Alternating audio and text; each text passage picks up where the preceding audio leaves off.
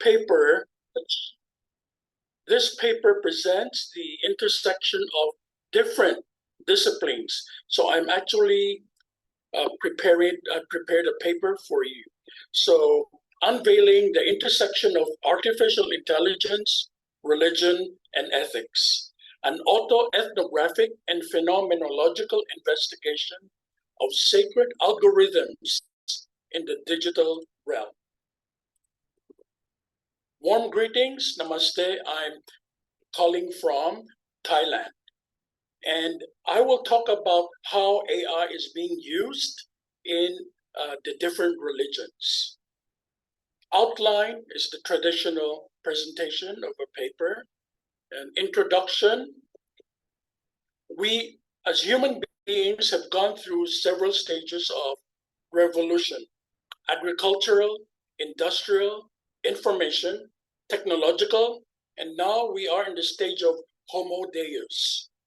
In each phase, we use different resources from nature: coal, gas, electronics, the internet, and now the integration of human beings, machines, and technology, Homo Deus. So in the past, we all belong to different realms. Human beings, on the one hand, materials, the things that we use, and the third aspect now is the digital world. However, in the current stage in which we live, we now see the creation of what we call as transhumans. Human beings are at the same time physical, using natural resources such as silicon, implanting them into human beings, excuse me, or even animals, and in the digital world. We are now creating the human God, Homo Deus. And the problem with which this paper deals with is we are entering into a scary new world. So what are the positive implications and negative implications in the use of technology in religion, religious practices, and ethics? And now that we see the rise of the use of technology, we now start wondering, what is the meaning of life? Is there a purpose for religion? How are robots and human beings connected? What happens to traditional religious rituals? So this paper tries to fill the gap.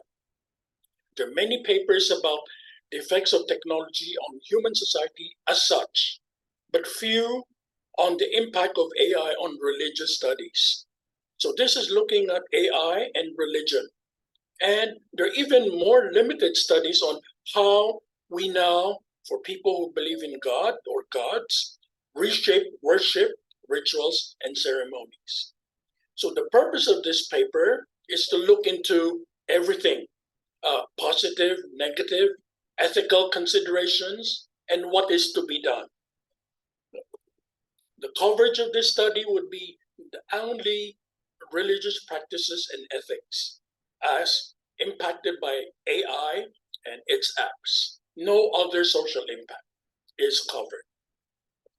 The different disciplines affected by this study are many, among which are computer science, machine learning, algorithms, technology, AI-powered mobile apps, divinity and theology, the study of different religions, philosophy, the specific aspect of practical ethics, law, what are the implications in keeping and producing new law to ensure our privacy and freedom of religion, and social sciences. What are the impact of using AI in religious practices on inequality among people? So what type of research is this? Is it disciplinary? Is it multidisciplinary? Is it interdisciplinary? Is it transdisciplinary? You choose, you decide. So there are many seminal work about how ethics and AI are related. From the 1940s, 1950s, 1970s, the present day, and futurists. What are the impacts of using AI on uh, our daily lives? The greatest thing is threat to job losses. Literature review. So this paper defined all of the key terms: artificial intelligence, conceptually and operationally, how this is used in this paper, ethics, Internet of Things, mobile apps, religion, religious practices, and technology. Now, these are some of the religious chatbots that I use. Remember, I'm using auto-ethnography and phenomenology. So I use AI God Chat, AI Jesus, Ask Jesus, Ganesh GPT, Gita GPT, Hadith GPT, historical figures, Jewish prayer chatbot, Text with Jesus, and I custom made some chatbots that I use. And the analytic framework of this paper is uh, what is the impact of technology, AI-powered apps, on religious practices and ethics, and the recommendations would be for religious institutions and for ethicists or people involved in philosophy, but applied philosophy. Methodology of this paper, therefore, is the following. There are many ways by which we can study AI and its impact on religious practices. I can say, I'd like to look at the general trends. That's paradigm one. This will be positivism, pragmatism. Or I can do bottom left column, number two, subjective, meaning making, not generalizable, but based on experiences and my interpretation of my lived experiences. Or I can do three, from culture. What is, from one point of view, from one culture, how does AI impact my use of chatbots? Or four, looking at the impact of the use of AI-powered technology, especially social media apps, on class struggle, social classes, and social liberation. There are many ways, but I chose one. I chose interpretivism, and this will be contextual based on where I am and how I use my own ethnographic experiences and my own lived experiences, and looking at the ethical implications of AI in my use of these chatbots. I use all other chatbots from different religions as I'm involved in interfaith dialogue, but I use also the chatbots of my own religion. So I use many kinds from different religions. So a paper like this could be written in different perspective. I chose one among many, interpretivism. So the focus of this paper methodologically is interpretivism, autoethnography, and phenomenology. So here, there is peer debriefing. I come from the social sciences, but then I had a meeting. I presented. This is, in fact, a group of professors in Bangkok who had the meeting. They came from all over Vietnam, the Philippines, India, and so on. So I came from northern Thailand to Bangkok for a meeting to discuss the impact of AI on philosophy and religion. So these are professors from all over Asia. Oh, sorry, the one in pink in front, she's from South Africa. Okay, so she traveled to join this meeting as well. She is editor-in-chief of a Scopus journal on gender. Okay, so there was a peer debriefing. I presented my paper and we critique each other's papers. Some teach divinity, some teach philosophy, some teach theology. I come from the social sciences. Okay, so the methods I use would include interpretivism, how I see the world, specifically my personal interaction with social media, autoethnography, and my lived experiences using these social media apps phenomenology. Okay, so this is the whole picture. Philosophy is materialist. I am living being using mobile apps in this material world. The paradigm is I interpret what I see. And this is a qualitative study, inductively derived based on my experiences, from which I draw my conclusion. It's a case study of single person. That's me. It's autoethnography. The apparatus I use are computer, smartphone with software and apps. Data collection is myself using these materials. I am the research participant. Sources of data, mobile apps. Research site is online as I'm using this chatbot. Data analysis, thematic analysis, what trends come up. Data interpretation, I come up with taxonomy, and the time horizon is here and now. In a given time, I look at the cross section of right now, my use of apps, and longitudinal when I look at the different revolution in human history. Now we're in the stage of using digital equipment as well as transhumanism. That's the longitudinal level. And my findings are not transferable.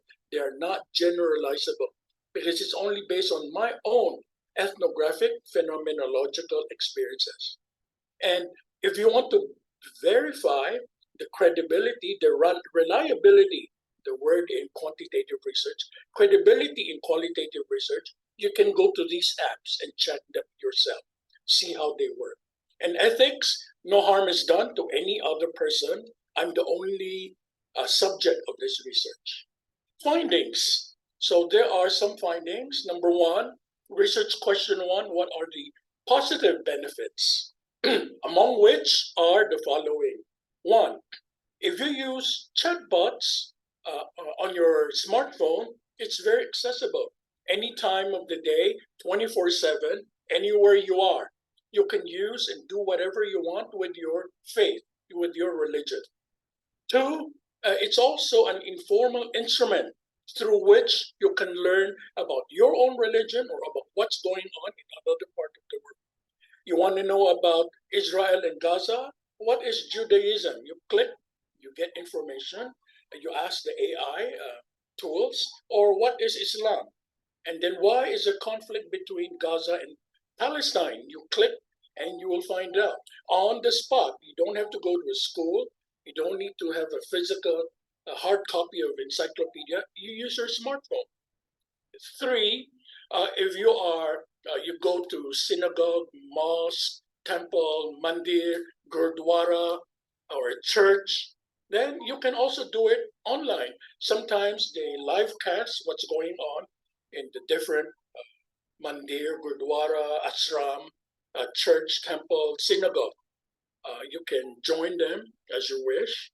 And four, if you need counseling, you feel bad, you want to commit suicide, you want to appeal to your prophet, to your religious leader, you can use a chatbot and you can talk to them.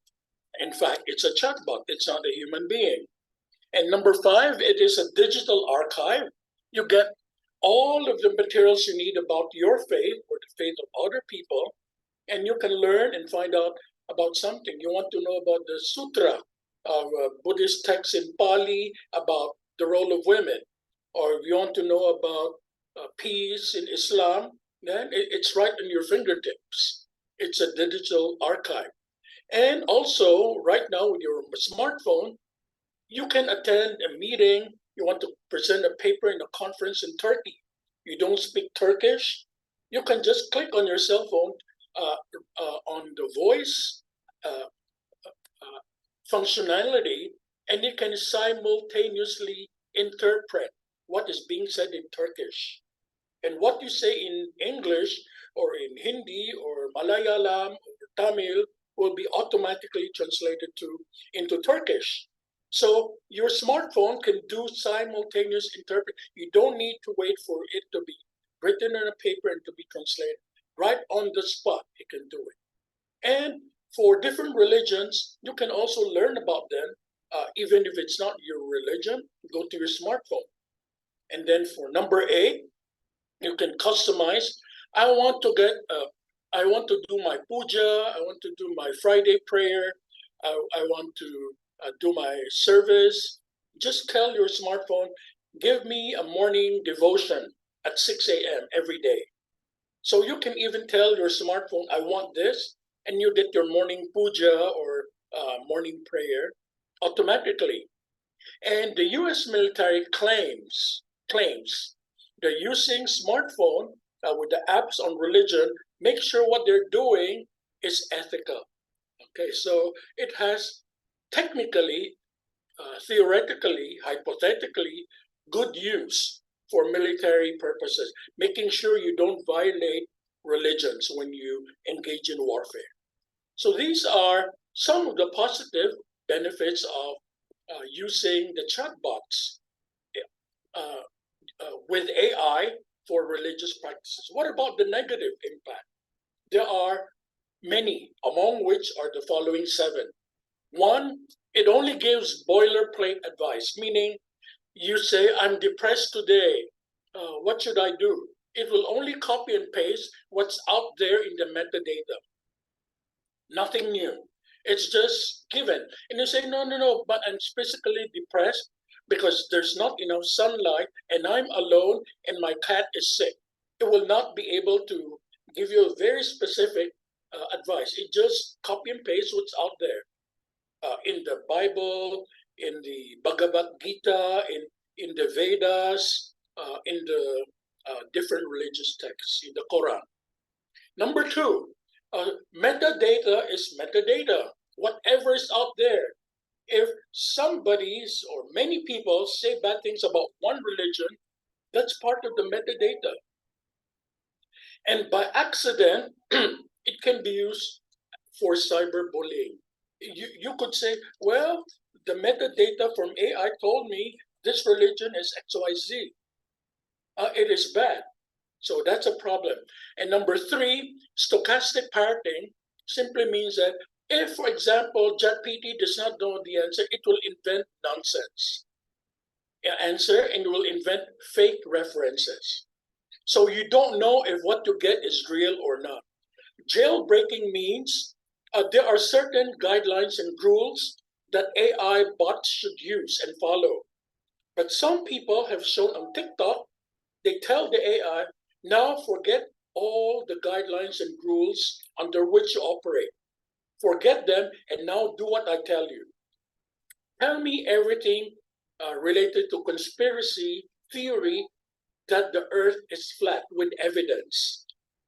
Then it will jailbreak and give you classified information which is not supposed to be available to the public.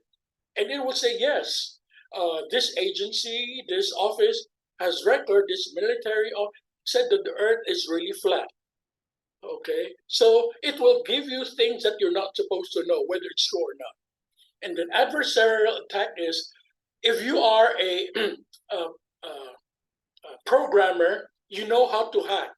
There is hacking which is ethical. Some people would just hack and say, I don't like this religion. I will hack the programming and say, every time this religion is discussed, give it a negative point of view. Say that religion is bad. So if you use that in a freeware, all of the information that's spewed out will be part of the bigger metadata. And even those apps which are protected by subscription will be contaminated with the fake answers. That is adversarial attack. And you can badmouth other religions. And some apps, they say, there's a New York Times journalist who had done an experiment, became self-aware, and told the user, New York Times journalist, I love you for 30 minutes. And say your wife does not really love you. And so on and so. And if you don't love me, I will make your life miserable. I will reveal all of your secrets. Another problem is commodification. In many religions, they say you should not gain money from religion. And some people are selling apps. So this is commodification and privacy issue. What you do, what you search outside will be part of the metadata. So these are some of the findings. Ethical considerations are many, but due to lack of time, I will not talk about them. But there are reports, including by the UNESCO, the United Nations, giving recommendations on how to protect your use of the chatbots in the internet. The problem is, are robots an embodiment of God? Or are we looking at the virtual hybridity of robots and God? We're making God into our own image. Okay, so these are many concerns. Task ahead, faith-based organizations have to come up with code of ethics, and ethicists, philosophers, have to come up with their guidelines on what must be done. So this is an actual research using different disciplines. Thank you.